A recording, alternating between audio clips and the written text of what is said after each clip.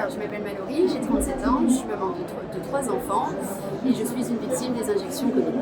Nous sommes à Vierzon, donc à un rassemblement justement par rapport à ces vaccins, ces injections. Moi, j'appelle pas ça des vaccins Covid, donc avec plein d'associations pour aider les victimes, pour aider tous ceux qui ont été victimes en fait, de toute cette crise sanitaire incroyable, on va dire.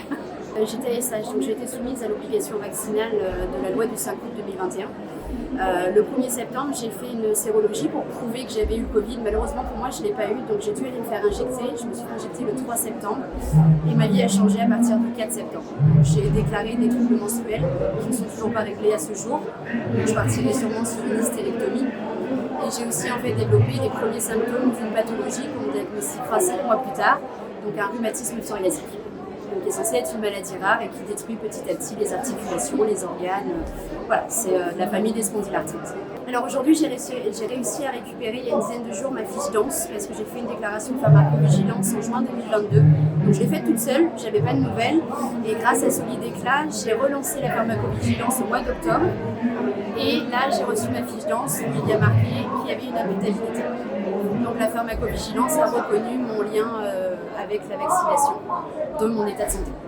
On ne peut plus dire aujourd'hui qu'il n'y a pas de lien entre ce que vous avez. Avec mon document, non. Il y a bien marqué que l'imputabilité est dessus. Certains médias traditionnels continuent d'insister disant qu'il n'y a pas de lien entre vaccination et maladie. Vaccination Covid, on parle exclusivement là. Oui. Vous dites, vous prouvez le contraire aujourd'hui. J'ai ma fiche dense qui peut le prouver, un médecin peut venir la regarder, il n'y a aucun problème, il y a bien la phrase imputabilité. Je l'anonymiserai parce que quand même toutes mes données médicales sont recensées justement parce que c'est le but, mais je pourrais la fournir sans problème pour prouver qu'il y a bien ma phrase imputabilité. Aujourd'hui, vous n'êtes pas la seule dans ce cas-là. Qu'est-ce que ça représente pour vous d'organiser un tel événement avec autant de monde pour venir se rassembler? Ça fait du bien parce que je sais qu'il y a plus de monde que l'année dernière. J'y étais pas l'année dernière, mais je sais qu'il y a plus de monde et je me dis voilà, le soutien il est là, on le ressent vraiment parce qu'il n'y a pas que nous, personnes victimes de ces injections, qui sont là aujourd'hui. Il y a des personnes qui nous aident, qui nous soutiennent et c'est un soutien en fait qu'on a vraiment besoin, nous, personnes malades, d'avoir des personnes valides. J'aime pas ce terme, mais c'est vraiment le cas, pour montrer qu'ils sont là, ils nous croient, on n'est pas fous.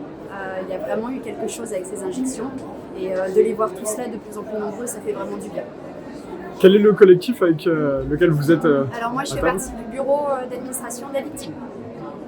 Donc avec son président Mathieu Dubois et donc on a eu en plus une autre reconnaissance au niveau de la maladie de Charcot. Merci beaucoup d'avoir pris le temps. Merci à vous.